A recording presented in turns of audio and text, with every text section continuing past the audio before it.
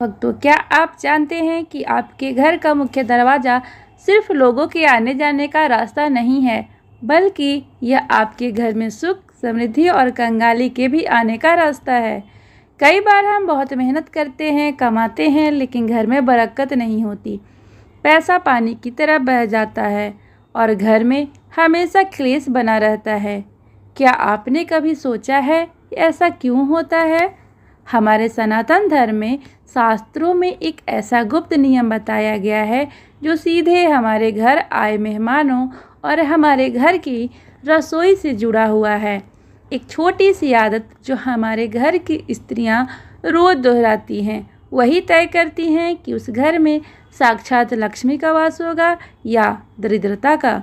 आज के इस विशेष वीडियो में हम अतिथि सत्कार के पीछे के उन अद्भुत ज्ञान विज्ञान को जानेंगे, जिसे जानने के बाद आपके घर का वास्तु दोष और दुर्भाग्य हमेशा के लिए मिट जाएगा। इस वीडियो का एक एक सेकंड बहुत कीमती है, इसलिए इसे अंत तक ज़रूर देखिएगा। चलिए इस दिव्य चर्चा की गहराई में उतरते हैं। भक्तों, हमारे शास्त्रों में स्त्री को गृह लक्ष्मी कहा गया है, यानी घर की दशा और दिशा बहुत हद तक इस बात पर निर्भर करती है कि घर की स्त्री का व्यवहार कैसा है। जब हमारे घर में कोई नया मेहमान या राहगीर आते हैं तो अक्सर घरों में दो तरह का माहौल देखने को मिलता है। पहले स्वभाव की स्त्रियां वो होती हैं जिनके घर में जब कोई आता है तो वो औपचारिकता में लग जाती हैं। वे मेहमान के पास बैठ जाएंगी, बातचीत का सिलसिला शुरू हो जाता है। घर परिवार, नौकरी, बिजनेस और दुनिया भर की बातें होने लगेंगी। जब बातचीत का एक लंबा दौर ख़त्म हो जाता है, तब जाकर उन्हें याद आता है कि मेहमान को पानी भी देना है। वे आधे घंटे बाद पानी का गिलास लाती हैं और पूछती हैं, चाय बना दे क्या? भक्तों, शास्त्रों में इसे लो एनर्जी या सुस्त व्यवहार कहा गया है। जब आप इतनी देर बाद किसी से पूछते हैं तो मेहमान के भाव में भी संकुचित हो जाता है और वह मना कर देता है।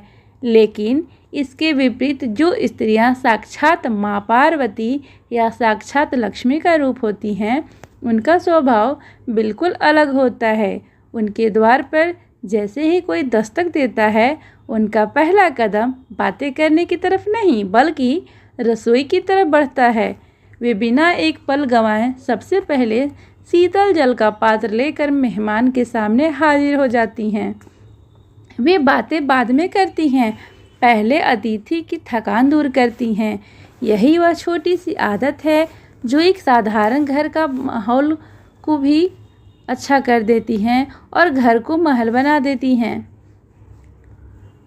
अब आपके मन में यह सवाल उठ सकता है कि क्या तुरंत पानी देने में और देर से पानी देने में ऐसा क्या रहस्य छुपा है?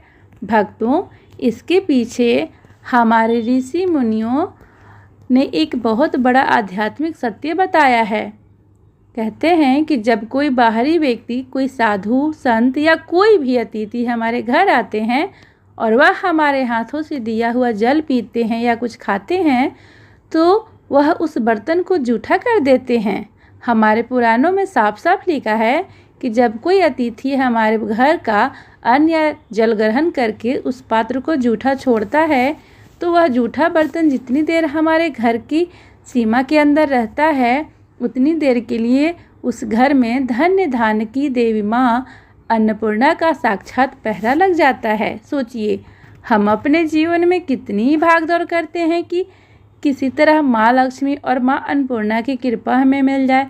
लेकिन शास्त्रों का यह सरल नियम कहता है कि जब कोई व्यक्ति आपके घर आकर अपनी तृप्ति के लिए मुख जूठा करता है, तो उसकी तृप्ति से निकलने वाली सकारात्मक ऊर्जा आपके पूरे घर के वास्तु को ठीक कर देती है। यही कारण है कि जो समझदार और संस्कारी स्त्रियां होती हैं, वे मेहमान के आते ही बिना पूछे कहती हैं, भैया आज बहुत शुभ दिन है, थोड़ा सा मुख मीठा कर लीजिए।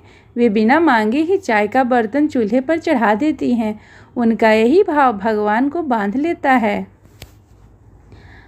आज के आधुनिक युग में जब हम प्राइवेसी और अकेलेपन की संस्कृति में जी रहे हैं, हमारे घरों के बच्चे अक्सर मेहमानों के आने पर चिढ़ जाते हैं। वे अपने कमरों में छिप जाते हैं या सोचने लगते हैं कि अरे यार, ये लोग क्यों आ गए, अब मम्मी पापा इसके पीछे व्यस्त हो जाएंगे, घर में शोर होगा। लेकिन भक्तों, यह सोच हमारे पतन का कारण बन सकती है। अगर हम विष्णु पुराण, अग्नि पुराण, नर्मदा पुराण, लिंग पुराण, स्कंद पुराण और विशेषकर शिव पुराण के विधिवसर संहिता को उठाकर देखें तो वहाँ साफ साफ लिखा है कि जब कोई अतिथि हमारे घर का पानी भी पीता है तो वह अपने साथ उस घर के संचित पापों का एक बड़ा हिस्सा नष्ट कर देता है।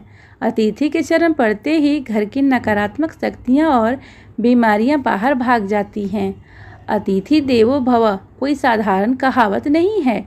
इसका सीधा सा वैज्ञानिक और आध्यात्मिक अर्थ यह है कि ब्रह्मांड की दिव्य शक्तियाँ कभी भी सीधे आपके सामने नहीं आएंगी। वे किसी न किसी भूखे, प्यासे या मेहमान के रूप में आपके द्वार पर आपकी परीक्षा लेने आती हैं। यदि उस समय आपने मुंह सिकोड़ लिया या देर से उनका सत्कार किया तो आपके घर आई हुई बरकत उल्टे पैर वापस लौट जाती है। हमारे देश भारत की मिट्टी की यह विशेषता है कि यहाँ के गांव में आज भी शास्त्रों के नियम जिंदा हैं। अगर आप उत्तर प्रदेश या हमारे देश के किसी भी पारंपरिक गांव में जाएं तो वहाँ एक बहुत ही सुंदर नियम देखने को मिलेगा। वहाँ चाहे कोई कितना भी गरीब क्यों ना हो, मेहमान को कभी भी सिर्फ सादा पानी नहीं देगा। पानी के साथ थाली में गुड़ का एक टुकड़ा, मिश्री या कोई भी मीठी चीज़ ज़रूर होगी। और ऐसा हमारे बिहार में भी होता है दोस्तों। वहाँ के लोग मानते हैं कि पानी पिलाने से पहले मेहमान का मुख मीठा करना अनिवार्य है, क्योंकि मीठा खाने से मन में मिठास आती है और जब मेहमान मीठे से मन से पानी पीते हैं तो वह उस पर घर को आशीर्वाद देते हैं दिल से। ईश्वर कभी यह नहीं देखते कि आपने मेहमान को सोने की थाली में 56 भोग परोसा या मिट्टी के बर्तन में। वो सिर्फ आपका भाव देखते हैं। यदि आपके पास देने के लिए कुछ बड़ा नहीं है तो सिर्फ थोड़ा सा गुड़ और प्रेम से भरा जल ही दे दीजिए। जब सामने वाला व्यक्ति आपकी इस पवित्र भाव को देखता है तो उनका मन तृप्त हो जाता है। और याद रखिए, जब किसी प्यासे या अतिथि का मन तृप्त होता है तो साक्षात जगत के पालनहार महादेव तृप्त हो जाते हैं। तो भक्तों, आज के इस पूरे प्रसंग से हमें यही महान और अनमोल सीख मिलती है कि हमारे घर के चौखट पर आया हुआ हर एक व्यक्ति हमारे भाग्य को बदलने की ताकत रखता है। आज के बाद जब भी आपके घर में कोई मेहमान आए, कोई डाकिया या कोई भी गरीब आए, तो अपने चेहरे पर कभी उदासी मत लाइए। पूरी आदर और मुस्कान के साथ सबसे पहले उन्हें जल का पात्र दीजिए, उनका मुख मीठा कराइए। आप देखेंगे कि आपके घर में कभी भी सुख, शांति, धन की कमी नहीं होगी। माँ अन्नपूर्णा का भंडार हमेशा भरा रहेगा। अगर आपको आज की यह आध्यात्मिक और वैज्ञानिक जानकारी अच्छी लगी हो तो इस वीडियो को एक लाइक ज़रूर कर दीजिएगा। अपने पूरे परिवार और दोस्तों में इसे शेयर करें ताकि हर घर में यह सुंदर संस्कार पहुंच सके। कमेंट बॉक्स में पूरे भक्तिभाव से हर हर महादेव या जय मां अन्नपूर्णा लिखना बिल्कुल मत भूलिएगा। और हाँ, ऐसी ही दिव्य जानकारियाँ के लिए हमारे चैनल को अभी सब्सक्राइब करके बेल आइकन को दबा लें। मिलते हैं आपसे अगले वीडियो में किसी नए और अद्भुत प्रसंग के साथ। तब तक के लिए आप सभी को नमस्कार। हर हर महादेव। भगवान शिव और माता लक्ष्मी आप सभी का कल्याण करें। और आपको वीडियो कैसी लगी कमेंट बॉक्स में कमेंट करें। धन्यवाद।